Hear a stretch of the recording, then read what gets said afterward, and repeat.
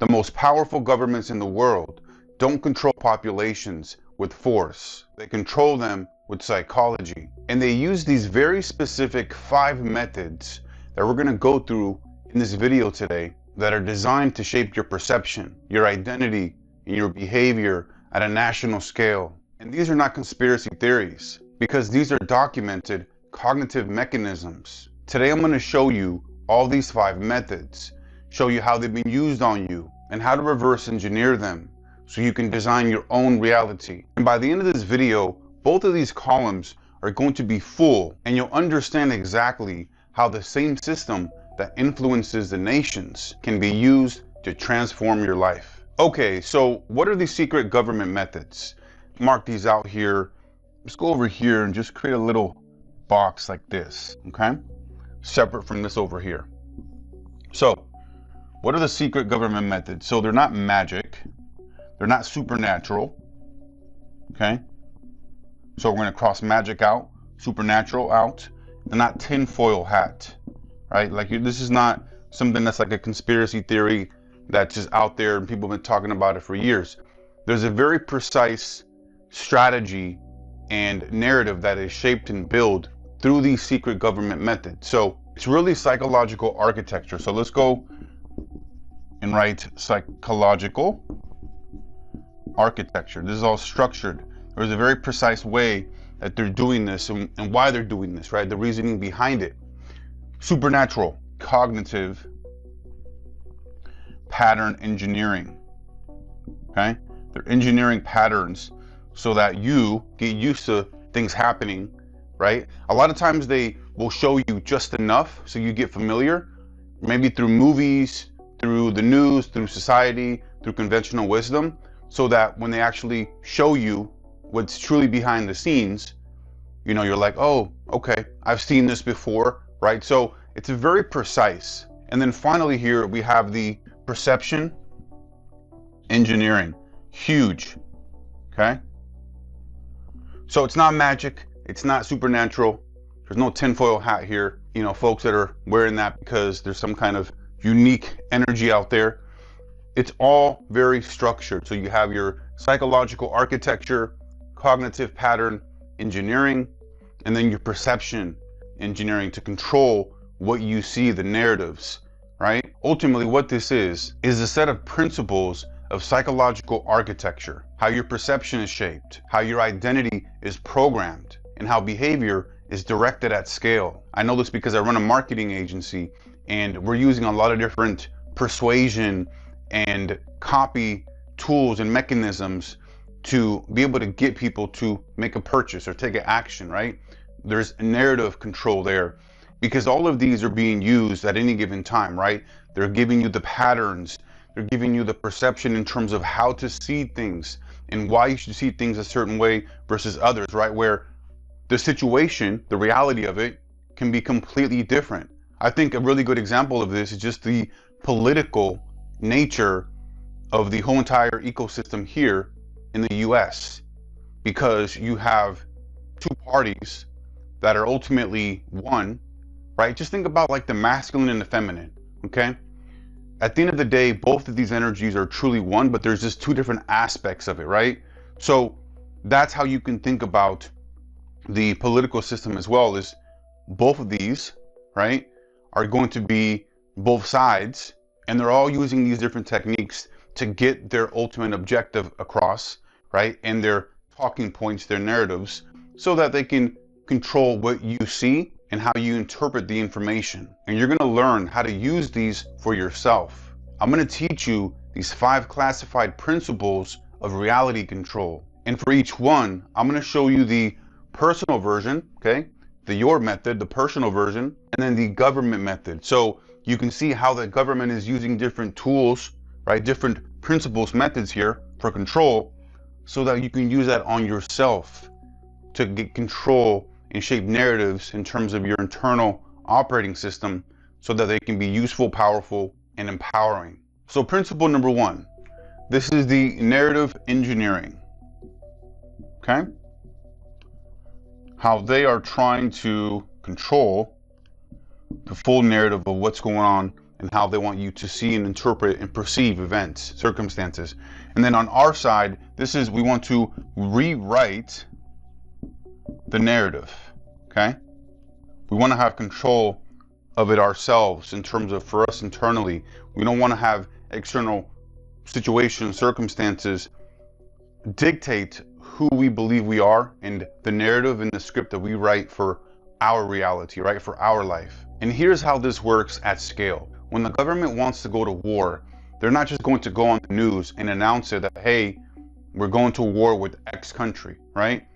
There's a very unique and deliberate narrative that is painted and shared and created first, right? Because they want to have narrative control of the story so that people are able to interpret what they're trying to do for positive net gains, right? For positive opportunities. Hey, we want to get this, we want to protect that, right? It's all in the interest of that country wanting to go to war, right? Because you don't want to have a negative picture being painted from society in terms of, hey, my country's always going to war. It needs to be shaped in a positive manner where it's almost like it's in our best interest, right? That's how the narrative is being shaped and how it's being controlled. There's often a villain involved, right? And then it's always spread out into the masses in terms of the media. So they're always repeating the same old information in terms of X country is a threat. We need to go over there and do ABC because it's in our best interest. And so when they control a story, they control the perception, which controls the behavior. When you combine those, that's narrative engineering. And let me give you an example on my life in terms of, like, for myself growing up in a very Latino Hispanic household from the Mexican culture, like the biggest thing for us and just, you know, society and everything pushed us to go to college, get a degree, get a good job, and make it so that you don't have to work a physical manual labor job, right? That was like the pinnacle of success in terms of, for us, because that was what was being pushed to us through society, through conventional wisdom, right? If you want to be well off in life, you need to go to school, get an education, get good grades. Don't put yourself out there too much. Just, you know, do what you need to do and, you know, try to better yourself, but don't get too far outside the box, because then you'll be looked at differently because you're not within a little box that somebody set for you that you have been living inside of. At the end of the day, this is something that happens naturally. And once you have the awareness of what happened, what's going on, and then what can I do about it, that's when you're going to be able to start rewriting that narrative internally in terms of, no, that's not my story. That's not my narrative. And where did I get that narrative from in the first place, right? Questioning that so you can understand what happened, what caused it, and then you can fix it. And here's another example. So you got two different men are in a relationship and their significant other cheated on them with another person, okay? So one person is looking at the scenario like, I can't believe she did this to me. Women can't be trusted. All women are the same. And then when he does get into a new relationship, he starts to, like, make sure that he knows where she's at every 5 minutes. He starts to check her location, starts to interrogate her, checks the phone, like all these different things that is essentially a projection because of his past experience, right? Then he keeps going through this loop of just getting in a relationship and being smothering to that other person, to the partner, and then them wanting to pull away and then creating then the same scenario over and over again, right? Now, think about it from this aspect where the same individual, right, goes through that same experience where he builds a different narrative that says, this girl doesn't represent me. She made her decision, she made her choice, and obviously it wasn't in the works, right? Because here's the thing, as a man, from my perspective, I believe you always need to be on your A game, and there's competition. It's non-stop competition. If another man is on his A++ game and comes in and takes your girl, hey, you know what? That tells you a story, and it needs to tell you a story about you. It's not her. She's not a evil person. That's just how she was wired and the choice that she made. But then also you got to step back and look at what kind of choices have I been making? Like, what's going on with me, right? So instead of going and blaming external situations and other people, right? Like the first example, here we're going inward and we're looking at what could I have done different? Like, what's going on with me? Like, whatever she did, that's on her. That's a value judgment, right? So it's about understanding that the two different people can have two different narratives based on their experiences. You have the same event, different experience, completely different reality. The government does this on nations all the time, and you're doing it to yourself every single day with the stories that you repeat inside your head. So when you change the story, okay, change the story, you change the simulation. Okay, when you write a different narrative about what that situation meant, right, attached, whatever meaning to that, when you can have a positive, impactful, and sometimes difficult, right, type of perception, right, because sometimes blaming yourself is very difficult, where self-reflection in and of itself is just really challenging. Like, people don't necessarily want to face the true reality of how they actually are, because then it starts to have to question their entire existence. Like, why have I always done this way? And that's really taxing and difficult, and some people are just not ready for it. But if you're aware and you understand the power of it, and you're willing to make it happen and make the changes, then this is truly powerful. And so here's what you can do to change your perception and to help with creating your own reality. So this is step one of what I call the reality engineering protocol. This is where you're going to rewrite the narrative. So we looked at over here in terms of the narrative engineering. What is our version? We want to rewrite this, okay? And it starts with asking yourself questions. So number one, what story have I been living in? Okay, what's the story that you've been living in? The scenario, the narrative that you have for yourself in terms of your existence, your reality, right? Like, what is that? What does that look like? And what story, if you're able to rewrite that, would create the reality that I actually want? So number two, what story would create the reality I want? So this is how you begin to rewrite the narrative. You have the awareness of understanding what's going on now and where do I want to be, right? What's the reality that I actually want to have?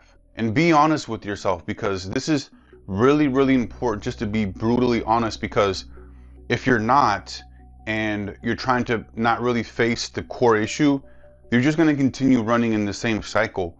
It's really the best thing for you to just be truthfully honest about what's going on so that you can fix it. So think about it.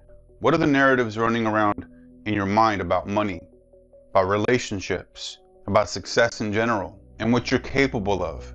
Do you operate from a fixed mindset where you don't believe that you are capable of being an entrepreneur, or that you're able to hit a certain income level, right? Revenue level? Maybe you are an entrepreneur and you're only making 10K a month, and maybe you want to get to 20K, 100K, right? It's really about understanding what is your current situation right now. Okay, so now let's go to principle 2. This is the perception framing. Okay? And this is where we want to reframe the perception to create our own perspective and just overall our own narrative, right, that we want to create, versus having something that's already written for us. This is the bread and butter of media influence. It's the same event with a different frame, which then is creating completely different public reactions. I know, like here in the US, right, there's the two different sides, and some of the news media publications are going to have one narrative and one message about the event and what happened, and they're going to shape their own narrative, right, for their audience. And then the other side is going to have its own messaging, right? It's going to talk about, the benefits of it, why it's such a great new opportunity, and all this thing in terms of the positive aspect, while the other's going to have a negative.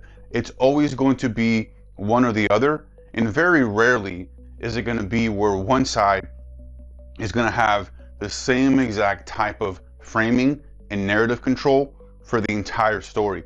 It's always going to be looking to appease a base, or to really just control whatever it is that they want to be seen, right? They don't want to talk about certain things, so they'll keep them out and only keep in what they believe the audience, their base, should be hearing and perceiving. Now, here's where things get personal. You get an email from your boss on a Friday afternoon, and he says, hey, come into my office early Monday.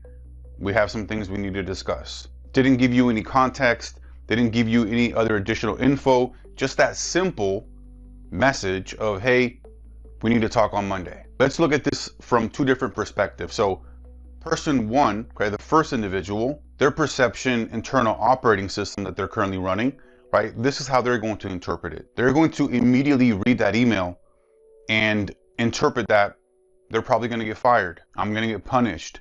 I'm going to get disciplined. Something negative that is filling their mind because they don't have any other context, right? And maybe unconsciously, they know perhaps they haven't been performing. And so there's some type of inkling or feeling that, hey, I'm going to get fired. Or maybe they haven't been having any issues at work, but they're just a worrisome person and they're just always worried about them losing their job. So then that energy gets projected out and then it gets reflected back into the external reality, right? Into the real world. So they're looking at it as a negative aspect. So now their whole entire weekend is ruined. They go out drinking and they just spend their whole entire weekend beating themselves up about it because they believe that it's a done deal and they're going to get fired. And then they show up Monday morning with their shoulders slumped down, with their energy drained, looking and feeling defeated. And then the boss actually says, I wanted to talk to you about promoting you to team lead. But the person, that individual, is so rattled, is so tired from not sleeping all weekend, is just kind of like fumbles the conversation. He says some weird things that doesn't make sense. His communication's off, which leads then to question, in terms of the boss questioning whether that individual is the right person for that promotion. So it's all self-inflicted and it's this loop, right? Now, let's look at the other person. Their perception internal operating system interprets that message completely different. They're thinking, interesting. This could lead to a new opportunity, right? Because they have confidence in themselves and their ability, high self-worth, right? Like they are competent. They understand and know that they have value. So could be a great opportunity coming my way. And they walk into the meeting on Monday morning with clarity and presence and confidence. So same exact situation, event, two different people, and they're having two completely different outcomes. And here's the thing, the governments know this. That's why a lot of press conferences, meetings, events, or even speeches are framed using very specific language. There's also this term artfully vague, where they can talk about things and not really talk specifically about them and kind of orbit around it. So they're not answering specific questions, more just orbiting around the conversation. And this is a lot of times what they'll do because they don't want to give you all the info. They want to give you just enough so that you know something's going on, but it's under control, right? Or under control based off of what they believe. So all of this is being shaped. And you're doing the same thing to yourself with every event that happens in your life. Your interpretation internal operating system is deciding what's possible, what's dangerous, what's meaningful, and what's worth pursuing. Because you don't live in reality, you live in your interpretation of it. So step 2 of the reality engineering protocol is you want to ask yourself questions about what meaning am I assigning to this event?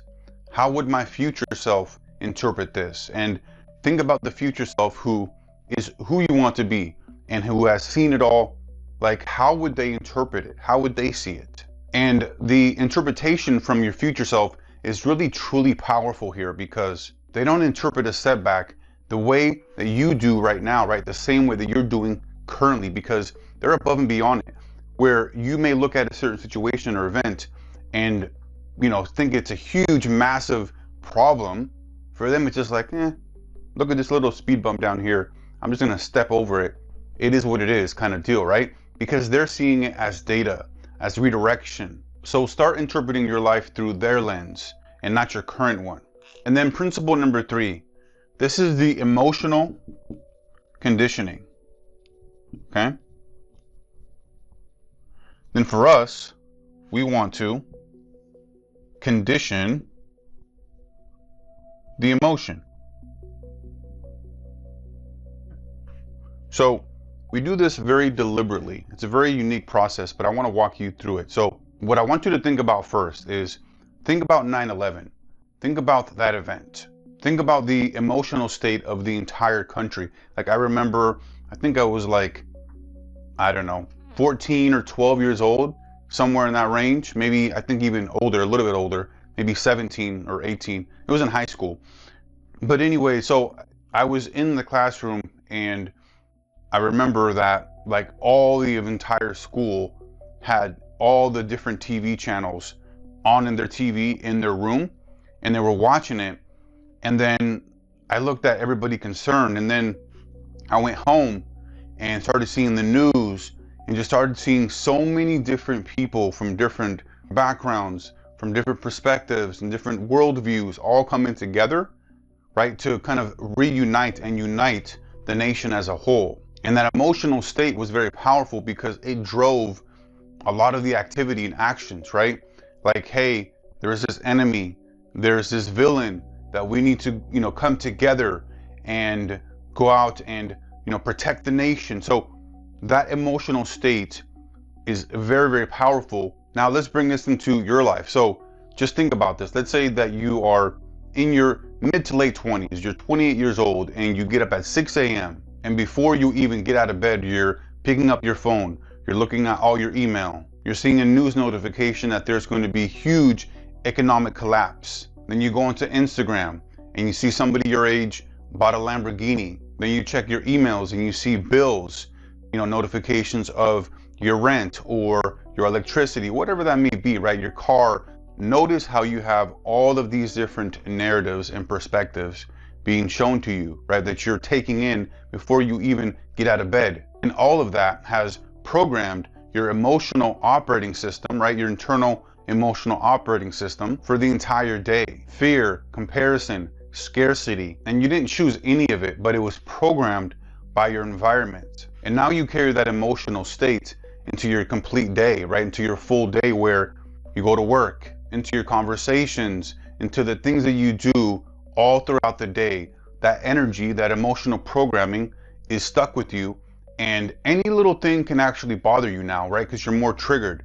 Like you're more on like the fight or flight, on the fight mode, where it's like anything can just trigger you because you have all these conflicting emotions and things going on, because in the morning you got yourself programmed from just taking in that information and then having all of those things and that affecting your entire emotional state. And this is all because your emotional signal, right? The signal that you're broadcasting was completely hijacked before you were even conscious. Now let's contrast that with somebody who wakes up in the morning, does breath work, writes in their journal, right? Gives gratitude and thanks for being alive and is grateful for another day. They're now going to have completely different emotional programming for their entire day. And that's going to affect everything that they do and the opportunities and the things that are attracted to them and repelled because of how that initial day was started. So remember, emotion isn't just a feeling. It's a signal that's being broadcasted. It's the programming language that is being sent out and broadcasted through reality. And if you don't choose it deliberately, it gets chosen for you by your phone, by news, and by other people's agendas. So step 3 of the RAP protocol is you want to recondition the emotion, right? You want to have full control over this. You want this to be something that you created and that you're working with. When you get up in the morning, give gratitude, give thanks just for being alive, right? And have any type of breath work where you can breathe in for a few seconds, hold and release. Doing this for 3 to 5 times will just drastically change how you go throughout your day. Write in a journal or just be grounded in stillness, right? Just meditate and just clear your thoughts, right? I like to listen to binaural beats and just kind of close my eyes and get into a state of just everything I'm grateful for, looking at the vision in terms of my next few weeks. What does the next month look like? What is the next 6 months? All of that running through my mind so I can paint a picture of what's going on and the direction that I'm headed and the things that I'm accomplishing and about to accomplish. The goal here is not to suppress the negative emotions. The goal is to stop letting your emotional internal operating system run on autopilot without your control, so that you can take control of the signal and actually dictate how you're feeling. Okay, and then principle number 4, this is the identity imprinting. Okay? And what we want to do here from our side is we want to rebuild the identity, right, in our image, so it's not deliberately being created by outside sources, right? It starts internally. And with your identity, this is the deepest level of influence, because governments just don't want you to feel a certain way and to think a certain way. They want you to believe that you are a certain person at the core identity level. Think about natural identity, culture identity, morals and values, political identity. When your identity is programmed, everything else flows. Your culture, your beliefs, your emotions, your behaviors, they all fall into line automatically. And I want to give you a scenario that most people can relate to. Let's say you want to start to get healthy and you want to start working out and you want to start living a more healthier and active lifestyle. And you have a goal that you want to lose 30 pounds. You buy the supplements, you do the research, you download the fitness app, and you start a workout plan on Monday. And by Wednesday, you've skipped a workout session. By Friday, you've started ordering pizza, you're eating out, you're eating candy. And by the following Monday, the app is collecting dust. And the story is, I just can't stay consistent. You changed your actions and not your identity, because internally, you still see yourself as somebody who struggles with losing weight and someone who doesn't have the discipline to continue. But here's the thing, you can't outperform the identity that you hold for yourself, because your behavior is always going to snap back to match your self-concept, like a thermostat that's snapping back to its set temperature. Now contrast that with somebody who says, I am a healthy person. I am a disciplined person.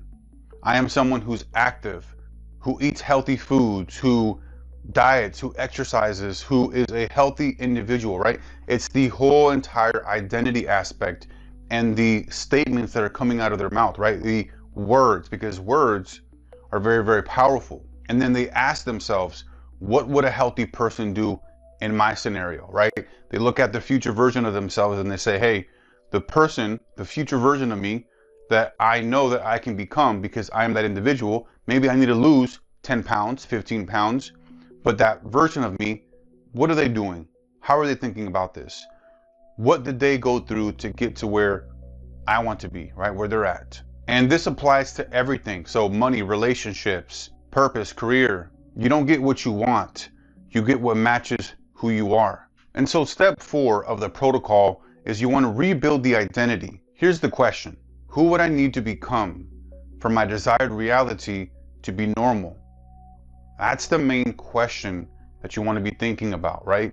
The future version of you who's already figured this out, who's already done this, who would you need to become? It's not what you need to do. It's who do I need to be? That's a fundamentally different question there in terms of what do I need to do versus who do I need to be? And when you answer it honestly, you get a blueprint for transformation that goes deeper than any habit tracker or daily routine. So journal it, talk to your future self, but get clear on the identity, because that's the root operating system that everything else runs on. And principle number 5, environment and coding. Okay? And then for us, I'm going to move this over here because it's hard to see. right here, we want to reprogram the environment. Okay? We want to have control over it, and we want to set the circumstances, the experiences, the people, right, that we are around. This is the most invisible method and arguably the most powerful, because governments don't just tell you what to think. They design environments that shape your thinking. Urban planning, school curriculums, media ecosystems, advertising structures. The layout of the world is not random. It's very structured and very deliberate. It's designed to reinforce certain identities and behaviors while suppressing others. Let me paint you a picture. So there's two different people. They're trying to start a business, an online business. Same skill level, same ambition, same starting point. Let's go with person A. So person A lives in a cluttered apartment. The desk is filled with files, buried in all different types of mail and documents. Their phone has 47 unique unread notifications, most of which are people just complaining about their lives in general. Their browser has 30 open tabs. They follow influencers who are just constantly flexing, but don't really teach or give you very surface level information. Their roommate watches Netflix like 5 or 6 hours a day and then tells them that their business idea or their online business that they want to start is risky and maybe they should think about it and not rush into it. Now, person B lives in a clean and well-organized space. Their desk has a desktop, a journal, and a simple glass of water. They have all their different groups in mute and only have the ones active and open that they actively engage with. And they follow two entrepreneurs who are exactly where they're at, and they're learning the different ways and different things that they were able to get to where they are currently, and they're taking action. The same potential, just completely different environments. And their environments are programming their subconscious at every given moment. Person A is fighting with their context every single day just to stay motivated. And person B's motivation is built into the architecture of their life. Here's the thing, your environment is not neutral. It's actively programming you right now. Your feed, your physical space, the 5 people that you hang around with the most and talk to, the content you consume before bed. All of this is encoding your subconscious mind with signals that either reinforce your identity or drop you back to an old one. And the governments know this. That's why it's an entire ecosystem of different messages. It surrounds you. It's all over the place in different news media publications, right? Different blogs, different articles. And your personal environment works exactly the same way. So remember that your environment is programming you every single second. So step 5 of the protocol is you want to audit your environment. You want to think about what content are you consuming? What people are you hanging around?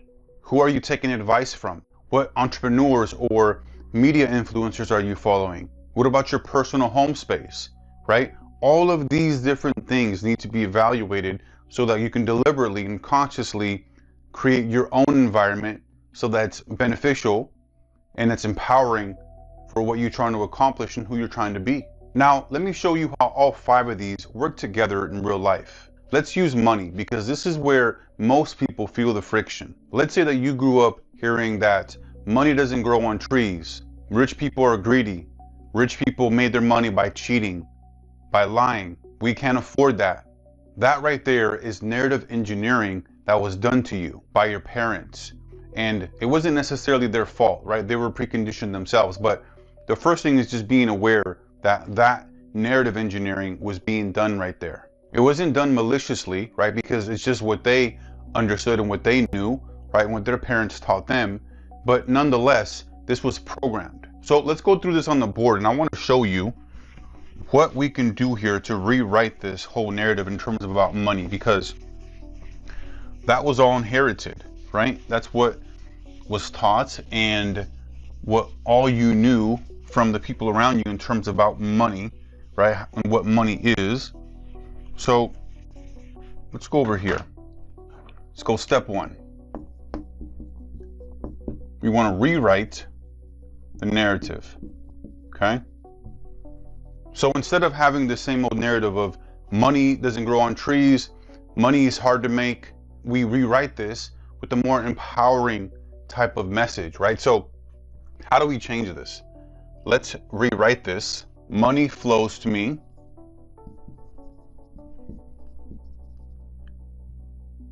naturally because I provide,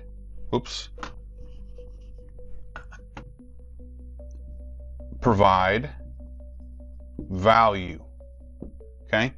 So instead of money doesn't grow on trees, money's hard, money doesn't come to me, money flows to me naturally because I provide value. Write this in your journal, write this in your affirmations, record yourself saying it. Like I used to do this and it worked tremendously, and I still do it from time to time, where I would record myself over binaural beats, and I would be saying different affirmations, and then I would listen to them in the morning when I got up, and then I would listen to them before I went to bed. So very, very powerful affirmations, and these types of statements are very empowering. So step 2,